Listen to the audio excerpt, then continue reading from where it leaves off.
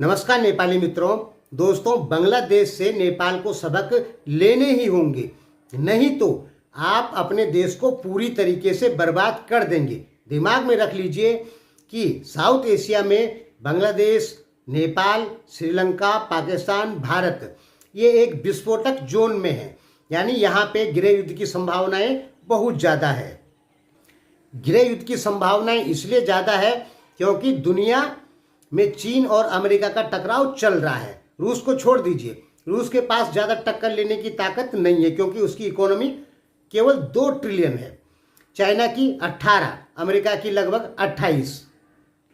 तो दो महाशक्तियों के टकराव में छोटे देशों में उथल पुथल मचेगी ही मचेगी, ये अच्छे से जान लीजिए। और नेपाल में भी मचेगी। कल हमने कह दिया था कि 100% गारंटी के साथ में नेपाल में भी ऐसा ही होगा जैसे श्रीलंका में हुआ, म्यांमार में हुआ, अभी बांग्लादेश में हो रहा है। पहले बांग्लादेश की स्थिति समझ लेते हैं, ठीक है, और तब नेपाल की बात करेंगे।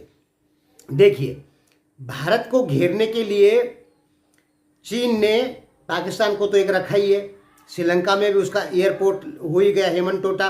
बांग्लादेश में भी हो ही गया। अभी नेपाल एकमात्र ऐसा देश बचा है जहां से चाइना ने भारत को नहीं घेरा है। यानी नेपाल में अभी कोई सैनिक अड्डा नहीं है चाइना का। तो पाकिस्तान फुल चाइना के समर्थन में, श्रीलंका फुल चाइना के समर्थन में, बांग्लादेश भारत के समर्थन में। शेख हसीना के पिता को तैयार करने में भारत का ही हाथ है। बांग्लादेश पाकिस्तान से आज़ाद कराने में भारत का ही हाथ है। शेख हसीना भारत की खास है, बिल्कुल एकदम खास। आपने देखा होगा कि वो गई भी तो सीधे भारत उड़ी चली गई इस्तीफा दे के, क्योंकि उसको डर था कि कहीं वहाँ कोई उसको इनकाउंटर ना कर दे, और वो भारत में चली गई। यानी बांग्लादेश इस समय भारत के पक्ष में ही है। अब क्या होगा बांग्लादेश में? अब बांग्लादेश की स्थिति ये होगी कि एक तो वहाँ की इकोनॉमी गिरेगी, ठीक है, जो वो विकास कर रहा था लगभग 5% की दर से, वो घट के 3% हो जाएगी। गारंटी दे रहा हूँ मैं, ऐसे ही होगा। साल भर बाद आप देख लीजिएगा। दूसरा, प्रति व्यक्ति आय जो उनकी बढ़ रही थी वो भी घटेगी, जो इकोनॉमी है वो भी घटेगी, विकास के काम वो भी घटेंगे, बिल्कुल ये घटेंगे। म्यांमार वाली स्थिति में भी आ सकता है बांग्लादेश। म्यांमार खूब तरक्की कर रहा था, जैसे ही सेना ने वहां पे कब्जा किया वैसे ही म्यांमार के हालत खराब हो गए, इकोनॉमी खराब हो गई। तो अब बांग्लादेश का विकास करना बहुत मुश्किल हो गया। बांग्लादेश जो विकास कर रहा था अब वो विकास नहीं हो पाएगा, क्योंकि शेख हसीना ने लोकतांत्रिक मूल्यों का पालन करते हुए बांग्लादेश में कट्टरपंथियों को सर नहीं उठाने दिया। अब बांग्लादेश में कट्टरपंथी सर उठाएंगे, और 2 साल 3 साल बाद आप क्या सुनेंगे? जैसे पाकिस्तान में आए दिन ब्लास्ट होते रहते हैं, वैसे ही बांग्लादेश में होंगे। बांग्लादेश में जिन लोगों ने शेख हसीना को हटाया वो सब पाकिस्तान समर्थक हैं और पाकिस्तान जिंदाबाद के नारे लगा रहे थे, और जगह जगह से रिपोर्टें आ चुकी है कि आईएसआई इसके पीछे है। आईएसआई यानी पाकिस्तान की इंटेलिजेंस एजेंसी। और आईएसआई के पीछे कौन है? आईएसआई के पीछे चीन भी है और अमेरिका भी है। ध्यान में रखिए, पाकिस्तान की जो आईएसआई है उसमें कुछ आदमी चाइना के भरे हैं और कुछ आदमी अमेरिका के भरे हुए हैं। तो बांग्लादेश जो था वो भारत समर्थक प्रधानमंत्री था वहां पे, वहां से भारत समर्थक प्रधानमंत्री को हटा दिया। अब क्या होगा? अब पाकिस्तान की तरह ही 2-3 साल में बांग्लादेश हो जाएगा, ठीक, गारंटी ऐसे ही होगा। क्योंकि अब वहां पे हिंदू विरोधी ताकतें पैदा हो गई, सर उठाने लग गई। अब हिंदुओं पे हमले चालू होंगे। अब नेपाल में खैर ये न्यूज़ें नहीं बताई जाती है कि बांग्लादेश में हिंदुओं का और पाकिस्तान में हिंदुओं के साथ क्या होता है, ये न्यूज़ नेपाल में नहीं बताई जाती है। लेकिन बहुत बुरा हाल होता है बांग्लादेश और पाकिस्तान में हिंदुओं के साथ। तो अब बांग्लादेश में हिंदुओं के साथ बहुत बुरा होगा और भारत उसका विरोध करेगा, तो बांग्लादेश भी पाकिस्तान की तरह कट्टर दुश्मन बन जाएगा भारत का। क्योंकि अब बांग्लादेश में जो सत्ताएं होगी, अब बांग्लादेश की जो सत्ता जो चलाएगा वो कट्टरपंथियों के हाथ चली जाएगी, और बांग्लादेश भी पाकिस्तान जैसे भारत का दुश्मन बन जाएगा। इसी प्रकार नेपाल को भी पाकिस्तान जैसा भारत का दुश्मन बनाने की प्लानिंग चल रही है।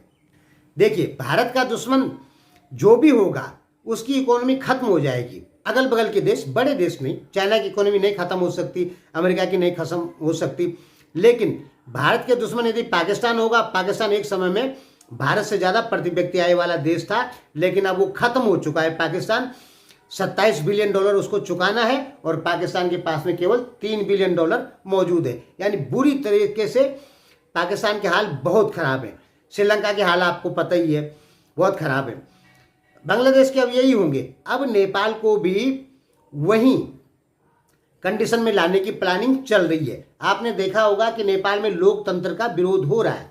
लोकतंत्र का विरोध कौन करवाता है? लोकतंत्र का विरोध कराता है चाइना। अब आप बोलेंगे चाइना नहीं कराता। देखिए, दुनिया में कम्युनिस्ट और लोकतांत्रिक दो शक्तियों की लड़ाई चल रही है। चाइना चाहता है कि सारे देश कम्युनिस्ट हो जाएं, एक दलीय शासन प्रणाली में आ जाए। अमेरिका चाहता है सारे देश लोकतंत्र हो जाए। अब लोकतंत्र और कम्युनिस्ट कौन सही है? कुछ मामले में लोकतंत्र सही है, कुछ मामले में कम्युनिस्ट सही है। कुछ बातें कम्युनिस्ट की गलत है तो कुछ बातें कम्युनिस्ट की अच्छी है, कुछ बातें लोकतंत्र की अच्छी है तो कुछ बातें लोकतंत्र की खराब है। यानी दोनों कहीं अच्छे भी हैं, कहीं खराब भी हैं। तो नेपाल में जो लोकतंत्र को हटाने की बात, मोनार्की या राजशाही की बात होती है, वो क्यों होती है? वो इसलिए होती है कि नेपाल से लोकतंत्र हटाना है। कौन हटाना चाहता है? चाइना। आप भरोसा करें चाहे न करें, नेपाल से लोकतंत्र चाइना ही हटाना चाहता है। क्योंकि जब तक नेपाल में लोकतंत्र रहेगा तब तक नेपाल के नेता भारत या अमेरिका के पक्ष में भी बात करेंगे। जब नेपाल से लोकतंत्र हट जाएगा, एक दलीय शासन प्रणाली आ जाएगी, चाहे राजा आए चाहे कोई आए, तब नेपाल पूरी की पूरी तरीके से चाइना की बातें मानेगा। तो नेपाल में लोकतंत्र हटाने की बात हो रही है। दूसरा, आजकल अब नेपाल की जनता क्या कहने लगी है कि अब शेख हसीना की तरह नेपाल से भी नेपाल के राजनेताओं को उखाड़ के भगा देना है, भारत या कहीं भी भगा देना है। यानी नेपाल की जनता एक और नई क्रांति, रेवोल्यूशन चाहती है। क्यों चाहती है? नेपाली जनता को लगता है कि लोकतंत्र खराब है, नेपाल के नेता सारे भ्रष्ट हैं। नेपाल के नेता तो भ्रष्ट हैं, ये बात तो सही है। नेपाल की जनता उनको भगाना चाहती है, लेकिन दिमाग में रख लीजिए, जब ये नेता भाग जाएंगे, इसके बाद जो नेता आएंगे ये उससे ज़्यादा भ्रष्टाचारी होंगे, गारंटी, ईमानदार नहीं होंगे। अभी बालेन शाह और रवि लामिछाने एकदम ईमानदार आदमी दिखते हैं मुझे, लेकिन बालेन शाह को प्रधानमंत्री बनने के लिए अरबों रुपए की जरूरत है। बालेन शाह ये पैसा कहाँ से लाएंगे? कुछ ना कुछ भ्रष्टाचार करेंगे तभी ना लाएंगे। हर नेता को, चाहे वो भारत का हो, पाकिस्तान का हो, कुर्सी पे बैठने के लिए पैसों की जरूरत होती है। पैसा कहाँ से आता है? भ्रष्टाचार से ही आता है। तो अभी बालेन शाह ईमानदार है, लेकिन जब बड़े पद पे जाने की कोशिश करेंगे तो इन्हें भी मजबूरी में भ्रष्टाचार करके पैसा जमा करना ही पड़ेगा। तो जान लीजिए, भारत, पाकिस्तान, नेपाल, बांग्लादेश, यहाँ पे ईमानदार नेता नहीं होते हैं। आप यदि ऐसा सोचते हैं कि लोकतंत्र हटा देंगे और कम्युनिस्ट चाइना जैसा लेके आएंगे, तो भाई माओ सेतुंग नेपाल में पैदा नहीं होता और नहीं हो सकता है। माओ सेतुंग ने 2 करोड़ आदमी मारे, लेकिन चाइना को एक मजबूत पोजीशन में खड़ा कर दिया। 2 करोड़ आदमी, यानी नेपाल में पूरा कम्युनिस्ट लाने के लिए कम से कम 50 लाख आदमियों को मरना होगा आपस में लड़ाई करके, ठीक? तो जाके कहीं नेपाल पूरी तरीके से कम्युनिस्ट देश बने। और तो हो सकता है ऐसा कि नेपाल विकास करे, हो सकता है, वो भी तब जब सब नेता ईमानदार आएंगे तब। और नेपाल में ईमानदार नेता पैदा होंगे कभी? आपको लगता है कि नेपाल में ईमानदार नेता हो सकते हैं? नहीं हो सकते। भारत में भी नहीं हो सकते। लोकतंत्र देख रखा है भारत और नेपाल ने, यहाँ पे ईमानदार कभी पैदा नहीं होने वाले। यानी कम्युनिस्ट अगर नेपाल बनता भी है तो तरक्की की संभावनाएं बहुत कम हैं और कम्युनिस्ट बन भी नहीं पाएगा। देखिए, उससे पहले क्या होगा, टोटल कम्युनिस्ट बनने के लिए नेपाल में क्या होगा कि लोकतांत्रिक शक्तियां आवाज उठाएंगी। जब लोकतांत्रिक शक्तियां आवाज उठाएंगी तो झगड़ा होगा किसका? कम्युनिस्टों का और लोकतंत्र का। और तब कम्युनिस्ट लोग लोकतंत्रवादियों को समाप्त कर देंगे, तो जाके कम्युनिस्ट शासन नेपाल में आ सकता है, जैसे चाइना में हुआ। उन्होंने, माओ सेतुंग ने सारे लोकतंत्रवादियों को नष्ट कर दिया, तभी तो 2 करोड़ मरे थे चाइना में। फिर नेपाल अगर कम्युनिस्ट देश बनता है तो क्या होगा? नेपाल में भी कट्टरपंथ बनेगा। देखिए, नेपाल में आतंकवादियों के ऑफिस क्यों नहीं है? क्योंकि भारत ने कभी ऑफिस खुलने ही नहीं दिया नेपाल में।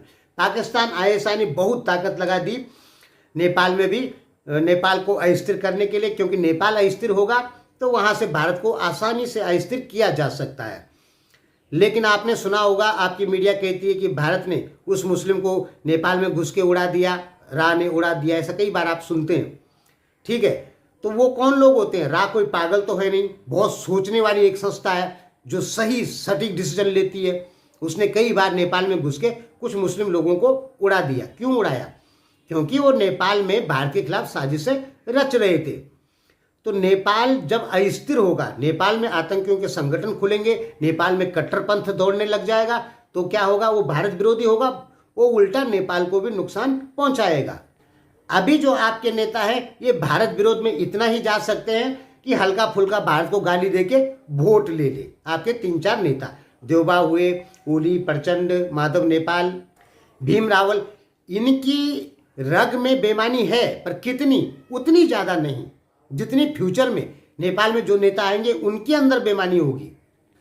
कहने का मतलब ये है कि आप अपने यहाँ से लोकतांत्रिक ताकतों को हटाना चाहते हैं, लेकिन मेरा जो अपना अनुभव कहता है कि लोकतांत्रिक ताकतें नेपाल से यदि हट गई तो नेपाल कट्टरपंथी देश बन जाएगा, एक कट्टरपंथी कम्युनिस्ट देश बन जाएगा। दबा के वहां पे ईसाईकरण होगा, दबा के इस्लामीकरण होगा। नेपाल के नेता माओ सेतुंग जैसे नहीं होंगे, चाहे भले ही नेपाल कम्युनिस्ट क्यों ना बन जाए। चाइना की बात दूसरी है, चाइना ने जो कर दिया अब वो दुनिया में कोई नहीं कर सकता। नेपाल में माओ सेतुंग जैसा आदमी पैदा होना असंभव है, ठीक? और माओ सेतुंग जैसा आदमी पैदा नहीं होगा नेपाल में, और तब कम्युनिस्ट शासन आता है या मोनार्की आती है तो दबा के ईसाईकरण होगा, कट्टरपंथियों के ऑफिस खुलेंगे भारत विरोध में। और चाइना तो चाहता है कि भारत को चारों तरफ से घेर लें। उधर पाकिस्तान में चाइना पूरा एक्टिव हो चुका है। श्रीलंका में तो एक श्रीलंका में सिटी बन गई है, हेमनटोटा में चाइना सिटी। बांग्लादेश में भी लगभग अब 2-3 साल में क्लियर हो जाएगा, बांग्लादेश कट्टर भारत विरोधी देश बन जाएगा। नेपाल में भी ऐसा ही होगा, लेकिन जब तक नेपाल में लोकतंत्र बचा है तब तक ये है कि नेपाल ज्यादा भारत विरोध में नहीं जाएगा। ठीक है, जाएगा, हद से ज्यादा चले जाएगा, लेकिन ऐसा नहीं जा सकता नेपाल की भारत में धमाके करने चालू कर दे।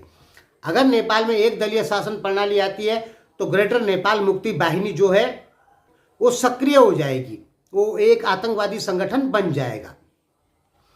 अब आप मानते हैं कि ग्रेटर नेपाल में ये हिस्सा भारत हमको दे दे, तो दोस्तों वो 200-250 साल पुरानी बातें, उस संबंध में बात करना ही बेकार है। भारत वो कभी नहीं देगा। काला पानी लिपुलेख तो नहीं दे रहा है, आप तो ग्रेटर नेपाल की बात कर रहे हैं।